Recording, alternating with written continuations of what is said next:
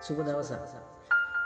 යේසුස් වහන්සේගේ නාමයෙන් මේ අසන්නා වූ ඔබව ආදරෙන් පිළිගන්නවා. අද දවසේ අපි බලන්න යනවා එක චරිතයක් අරගෙන. ඒ චරිතෙන් දෙවියන් වහන්සේ අද දවසේ අපිට ඒ චරිතේ මොන කාරණාවක් ගැනද කතා කරන්න යන්නේ කියලා අපි බලමු. අපි අද බලන්න යන චරිතය තමයි ඒලි කියන චරිතය. ඒලි කියන චරිතය අපිට බයිබලයේ තුල බලන්න පුළුවන් එක සාමුවෙල් පොතට ගියොත්. අපි බලමු එක සාමුවෙල් පොතේ ඒලි කියන චරිතය කොතනදද හඳුන්වලා දෙන්නේ කියලා. අපි පෙළගමු එක සාමුවෙල් පළවෙනි පරිච්ඡේදයේ අපිට බලන්න පුළුවන් මූලින්ම ඒලි ගැන කියනවා පළවෙනි පරිච්ඡේදයේ 3 වෙනි පදේ. ඒ මනුෂ්‍යයා ශිලෝහේදී සේනාවල ස්වාමීන් වහන්සේට නමස්කාර කරන්නටත් පූජා කරන්නටත් අවුරුද්දෙන් අවුරුද්දට තමාගේ නුවර සිට නික්ම ගියේය. එහි ස්වාමීන් වහන්සේගේ පූජකයෝ වූ හොප්නි සහ පිනෙහාස් යන ඒලිගේ පුත්‍රයෝ දෙදෙනා සිටියෝය. මෙතන අපිට මුලින්ම බලන්න පුළුවන් මේ ස්ථානයේ ඒලි ගැන පවසනවා. ඒලිට හිටිය දරුවෝ දෙන්නේ ඒ තමයි හොප්නි සහ පිනෙහාස් කියන දෙන්නා. හරිද? මේ දෙදෙනාත් පූජකයෝව ඒ ස්වාමීන් වහන්සේ ගෘහයේ සේවය කරා. ස්වාමීන් වහන්සේගේ අපිට බලන්න පුළුවන් තව තැනක ඒලි ගැන දෙවෙනි වතාවට මේ පළවෙනි පරිච්ඡේදයේ වාසනාව 9 වෙනි පදේ. ශිලෝහේදී ඔවුන් කාබී පසුව හන්නා නැගිට ගියාය. ඒලි පූජකයා ස්වාමීන් වහන්සේගේ මාලිගාවේ උළුවව් කණුව ළඟ තිබුණ තමාගේ ආසනයේ ඉඳගෙන උන්නේය. දෙවෙනි පාට ඒලි ගැන වෙන කියන පදේ මේක තමයි. ඊට පස්සේ අපිට තව ටිකක් පල්ලෙහාට ගියන් බලන්න පුළුවන් පළවෙනි පරිච්ඡේදයේම 14 ඉඳන් 18 වෙනකන් මේ පදවල හන්නා සහ ඒලි අතර යම් කතාබසක් සිදු වෙනවා මෙතන. ඒ මොහොතේදී හන්නා මොනවද තමන්ගේ කනරු සලමින් දෙවියන් වහන්සේගෙන් තමන්ගේ දරුවෙක් ඉන්නේ. අපි දන්නවා මේ සිදු වෙන්නේ. ඒ මොහොතේදී හන්නා මත් වෙලා කියලා ඒලි හිතලා ඒලි ඒ දැක්ක විදිහෙන් ඒලි හන්නාගෙන් අහනවා ඔබ මොනවාරි භාවිච්චි කරාද? ඔබ මොනවාරි භාවිතයටගෙන මත් වෙලා දින්නේ? නෑ හන්නා ඒ හන්නගේ ප්‍රශ්නය දෙවියන් වහන්සේ මනුෂ්‍යයට පවසනවා ඒලිට. අපිට බලන්න පුළුවන් ටික කාලෙකින් සාමුවෙල්ව දෙවියන් වහන්සේ හන්නට ලබා දෙනවා. ඊට පස්සේ බලන්න පුළුවන් සාමුවෙල්ව ඒ කිරුවරුවාම සාමුවෙල්ව බාර දෙනවා ඒලි සිටින ස්ථානයට ගොස් හන්නා. හරිද? සාමුවෙල් ටිකෙන් ටික වර්ධනය වෙනවා අපි දකිනවා මේ ස්ථානය. සාමුවෙල් ගැන නෙවෙයි දැන් අපි කතා කරන්න යන්නේ. සාමුවෙල් ගැන නෙවෙයි බලන්න යන්නේ. ඒලි කියන පූජකයා ගැන. සාමුවෙල්ගේ වර්ධනයත් මේ ස්ථානයේ සිදු වෙනවා. ඒලි කියන පූජකයාගේ දරුවෝ දෙදෙනා තමයි හොප්නි පිනෙහාස්. හොප්නි පිනෙහාස් කියන දෙදෙනා මෙම දේවස්ථානයේ ඊම දේවමාලිගාවේ සේවා කටයුතු කරගෙන ගියා. ඔවුන් විසින් සිදු කර ක්‍රියාව ඔවුන් විසින් මේ දේවස්ථානයේ කරපු සේවය හරි විදියට කරාද කියන එක අපි දෙවියන් වහන්සේම කියන දේ දෙවියන් වහන්සේ විසින්ම කියන දේ අපි බලමු වචනය තුල. අපි ගියොත් 3 වෙනි පරිච්ඡේදයේ 13 වෙනි පදේ බලමු අපි. ඔහුගේ පුත්‍රයන් තමුන් පිටට ශාපයක් පමුණවා ගන්න බව.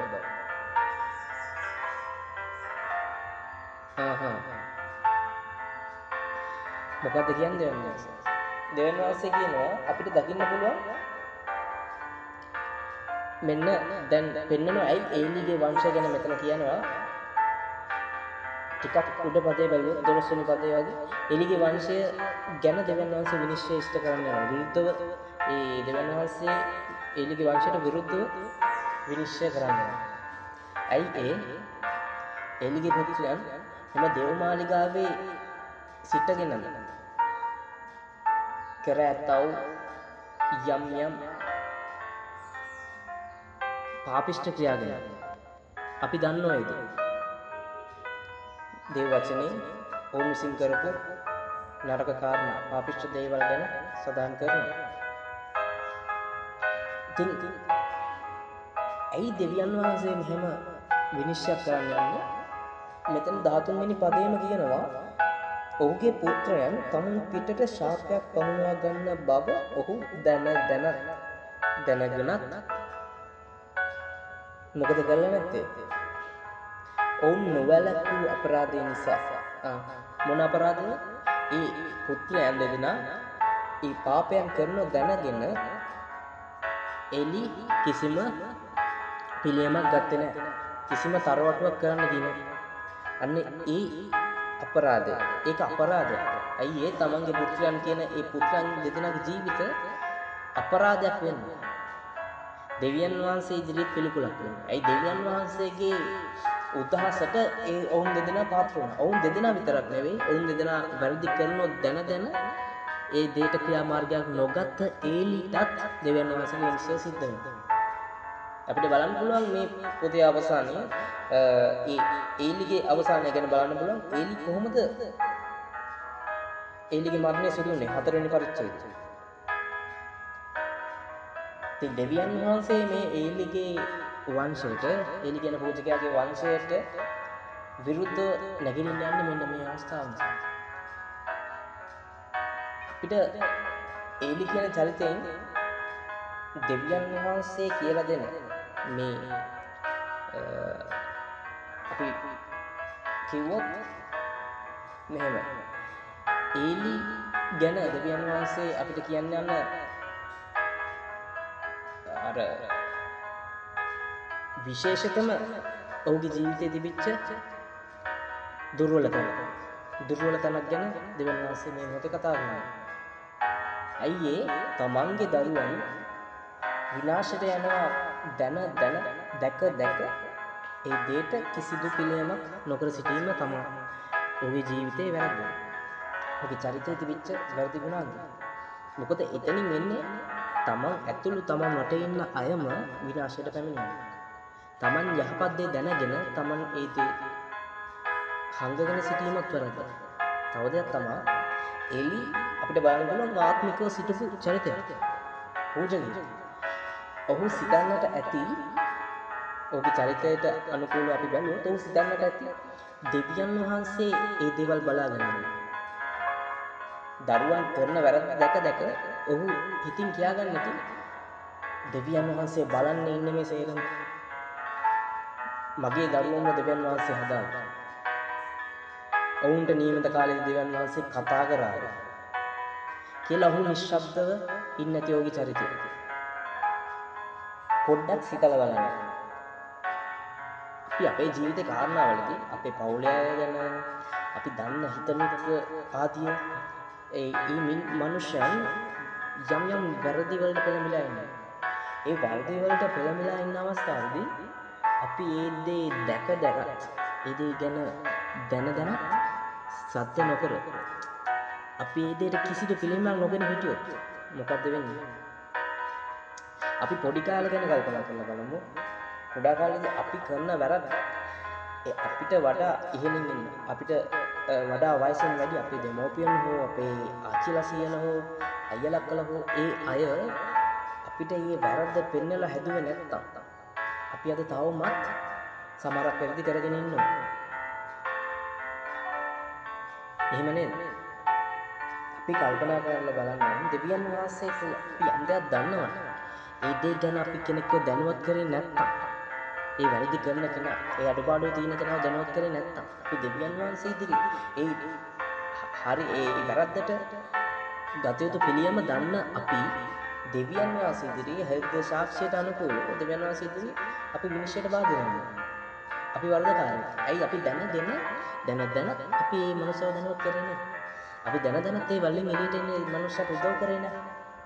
හරි. අපිට මේ එලි කියන චරිතයෙන් දකින්න පුළුවන් ඇයි වැරදි ගුණාංග. ඒ දෙවියන් වහන්සේ අද පෙන්වන ඒ ආදර්ශය ඒක තමයි. ඒ චරිතයෙන් කියලා දෙන්නේ. දෙවියන් වහන්සේ බයිබලය තුල අපිට දකින්නට පුළුවන් කෙනෙක්ගේ වැරදි පැත්තත්, ඒක චරිතයක වැරදි පැත්තත්, නරක පැත්තත් එළිදරව් කරනවා. කිසිදු දෙයක් බයිබලයේ කිසිදු කෙනෙක් ගැන හංගලා නැහැ. මේ ඊළිගේ යහපත් දේවල් තිබුණා. ඒකේ ආත්මික පැත්ත ඊළි යාඥා කරන දේවල්, ඊළිගේ ආත්මික පැත්ත යහපත් විදිහට තිබුණා. ඔවුන් නිශ්චල චරිතයක් විදිහට අපි දාගන්න පුළුවන්. නමුත් හැම දෙයක්ම දෙවියන් වහන්සේට බාර කරලා.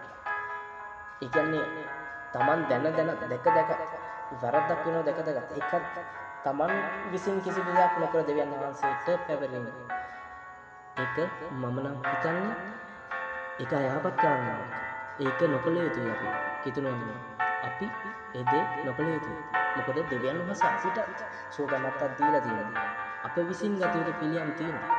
අපි හැම කාරණයක්ම දෙවියන් වහන්සේට බාර දිය යුතු තමයි. හැම දෙයක්ම දෙවියන් වහන්සේට කිය යුතු තමයි. දෙවියන් වහන්සේගෙන් ඇඟිල්ල කිසි දෙයක් නැහැ. නමුත් දෙවියන් වහන්සේ අපිට ප්‍රඥාව දීලා තියෙනවා යම් දේවල් වලට පිළියම්.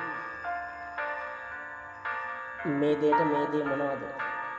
මේ වැරද්දට මේ කොහොමද මේ වැරද්ද මගම හරවා ගන්න? මේ වැරද්ද කොහොමද එළියට එන්නේ? අපිට තේරුම් යනවා ඇයි අප තුල සුද්ධාත්ම වහන්සේ ඉන්නේ? අපිට උන්වහන්සේ කියලා දෙනවා. හරිද?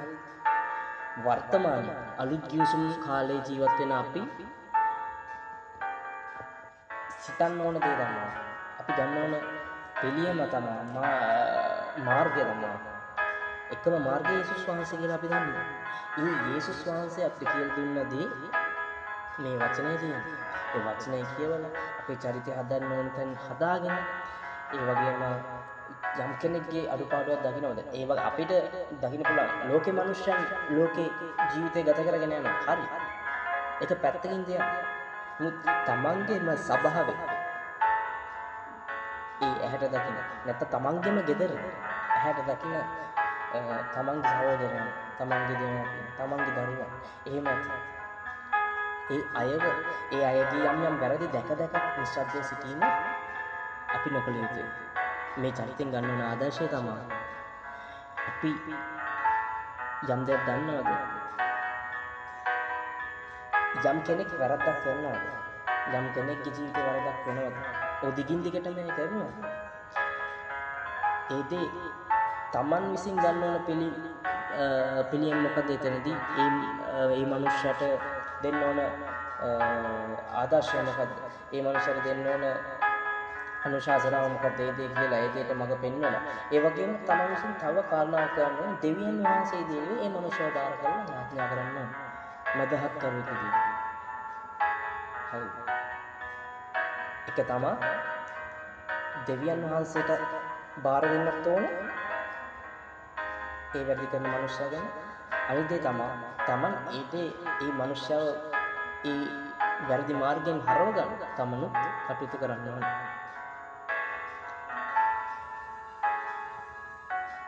දෙවියන් වහන්සේගේ මේ වචනය අසා සිටි ඔබ සියලු දෙනාට යේසුස් වහන්සේගේ නාමයෙන් ආශිර්වාද ලැබේවා.